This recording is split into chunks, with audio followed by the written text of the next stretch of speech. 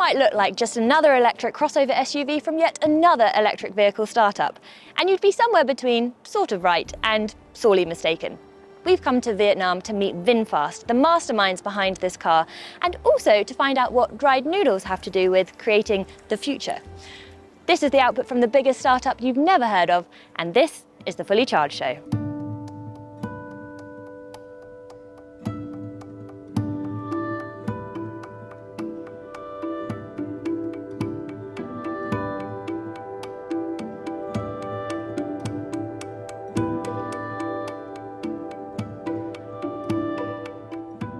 But the question is, why even bother making a car from scratch?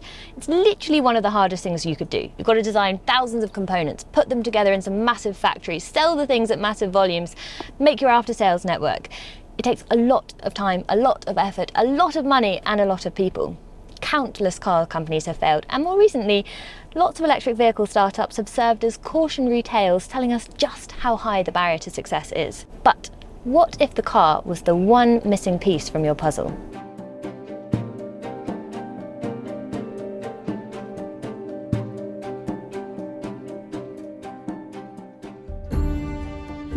Multi-billion-dollar company Vingroup, the parent company of Vinfast, is responsible for generating about 2% of Vietnam's GDP. And when you walk around, that number seems almost conservative. Everywhere you go, you can see a whiff of Vingroup. We've come to visit Ocean Homes from Vinhomes, and the company operates about 30 of these smart city dream home complexes. And whilst real estate might be their bread and butter, their influence goes far beyond just bricks and mortar. Instead, creating new experiences and critically creating new technology and the infrastructure to enable those new experiences. So joining the Vingroup empire, and I'm going to see if I can label all of them, is Vin AI, Vin Big Data, Vin Smart, Vin Mech, Vin Pearl, Vin Wonders, Vin ID, Vin Commerce, and even Vin School and Vin Uni.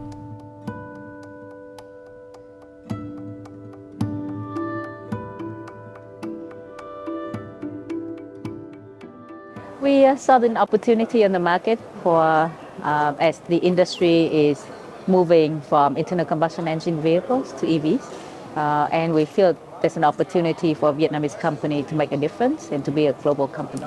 We would like to be one of the top global EV players in 10 years. So that is our goal.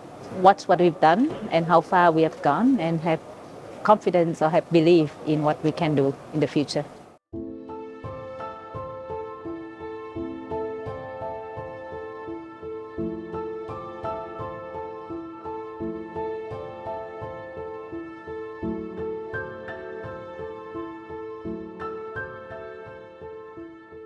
So lots of fingers in lots of strategic pies, including in theme parks, and we're currently stood in front of Vin Wonders, one of their resorts that they own in the south of the country on a private island.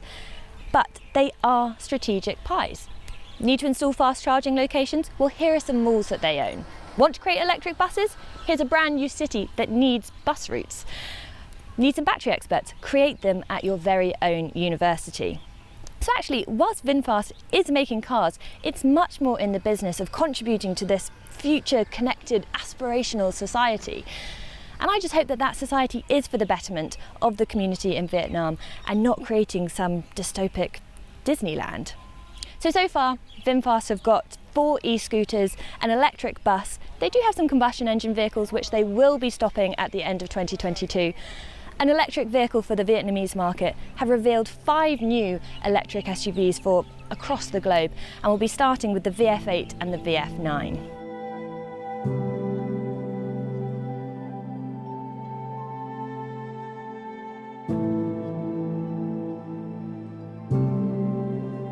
So of course, if the intention is some smart, interconnected, futuristic society, it should come as no surprise that this has a whole host of smart services available for a monthly subscription. So we're talking things like virtual assistant, video streaming, pet mode, camp mode, car wash mode, you name it, they've probably got it, including integrating Amazon Alexa, and have recently partnered with an AI company called Scerence. And the intention there is to develop conversational AI. They're also doing some other slightly more wacky futuristic things, including with NFTs and crypto, but frankly, I'm going to leave that to someone in the comments to explain to me. Now, if you want the proper in-depth review of all of the, bells and whistles and functions and features of this car, then I highly recommend you go and see Ricky's review that he did on our channel a couple of months ago. But we're really here to tell the Vinfast and the Vingroup story. But I will just give you a couple of key highlight facts. So we are in the VF8. It has a slightly bigger cousin called the VF9, which is particularly interesting because it has a third row of seats, and there aren't really any electric vehicles that kind of fit that bracket. And the first will be delivered to the US by the end of this year. I think we can expect to see these in Europe in 2023 and possibly in the UK by 2024. This VF8 was one of the first batch to be produced in September. Now, it didn't come from some hodgepodge prototype hand-built assembly line. We went to visit their factory, which, just keep in mind before you see it, that in very, very recent history, it was a swamp. Literally a bog.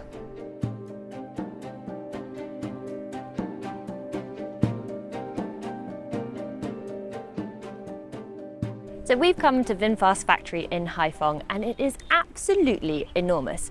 It's currently set up to produce 250,000 cars per year and hopes to be at a capacity of 600,000 by 2026. That's big. It puts it in the big leagues. To give you an idea, Tesla currently produces 250,000 cars at their Fremont facility. But maybe what's more remarkable is the timeline it's taken them to do this. They broke ground here in 2017 and just 21 months later had their first vehicle rolling off the line, albeit an internal combustion engine one, but were able to produce their first electric vehicle by December 2021. Earlier this year, they announced 5 brand new electric vehicles, and by the end of this year, the first VF8s that will be produced here will be shipped to the US. This is an automotive timeline on steroids.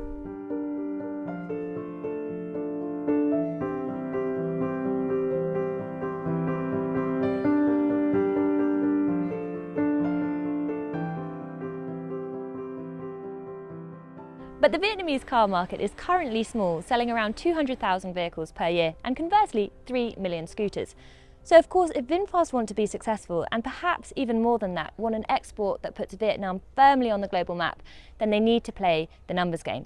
Look to the markets which sell the most number of vehicles, which of course is Europe, US and China. China has 450 electric vehicle companies. Competition is fierce. So perhaps unsurprisingly, the company have announced that they're opening a factory in North Carolina on the east coast of America. That factory will have a capacity for 150,000 vehicles, 7,000 jobs, and recently received $1.2 billion worth of incentives from the local government.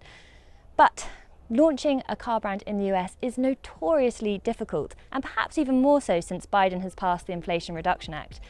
I'm curious to know, what have Vinfast been doing to gear up to launch?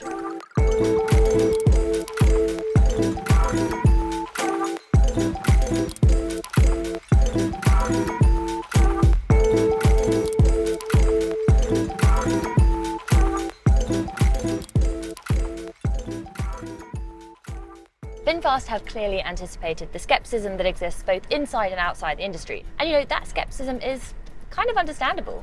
Rivian have taken 10 years to do what Vinfast are doing, and normal OEMs take about 5 to 7 years. These guys have done it in just 21 months. It's kind of insane. So they've set about doing some pretty hefty partnerships to try and build that real trust in the brand.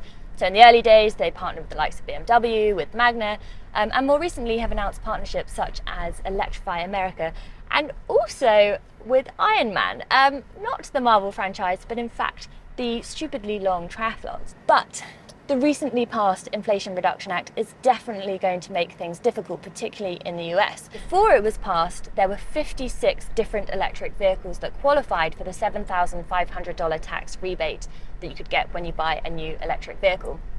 Since it's been passed, that number is now 12, and that makes things extraordinarily difficult for any new electric vehicles because they need to set up a battery supply chain, as receiving that $7,500 tax rebate is contingent on 40% of your battery materials and 50% of your battery components coming from either the US or countries that the US has free trade agreements with. So for a new brand like Vinfast, that is extraordinarily difficult, and actually for Vinfast, a massive headache, as they have an enormous battery facility that they're in the middle of building here in Vietnam.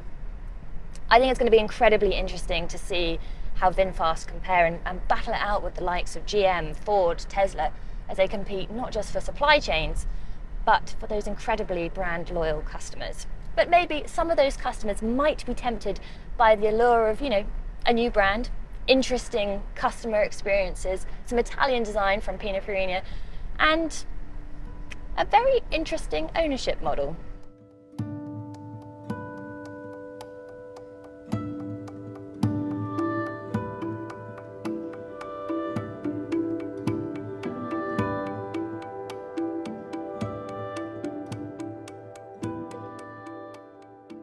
So the VF8 and its slightly larger cousin, the VF9, start at about $42,000 and $60,000 respectively, and of course go up depending on what battery option you've got. But maybe what's more interesting is that the battery is available to lease instead of own for a fee of about $150 per month. Now Vinfast have promised to take the battery back and replace it once it reaches a 70% charging capacity. Now, most companies would absolutely balk at the idea of having this massive physical asset within their portfolio and within their books. But if you think about it, a battery is enormously valuable. Just think of all of the materials that are contained within it, and it still has tremendous value even at 70% capacity. So if I was going to bet, I would think that through their arm Vin Energy Solutions, they're probably going to launch Vin Storage and use those batteries as second life energy storage solutions. Now put in those terms, and suddenly this perfectly good luxury SUV becomes so much more than that. It becomes a critical part of creating this energy and mobility ecosystem, the likes of which were normally reserved for the realms of some 2007 TED Talk.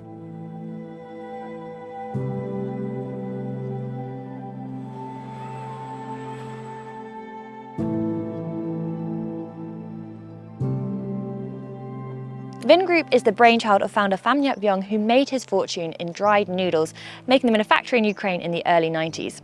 He went on to sell that company to Nestle for $150 million. So his track record is good, which is helpful and important because what Vinfast are trying to do is risky, but is seemingly being choreographed by a team who are thinking at least 4 moves ahead in this EV game of chess. 70,000 people worldwide have put in their orders for VF8s and VF9s without even seeing the vehicle. And yet I still think it's slightly too early to say which way this is going to go. However, one thing is for sure, I know I'm absolutely here to watch this story unfold. Let us know what you think in the comments, and like and subscribe and do all of the things, and as ever, if you have been, thanks for watching.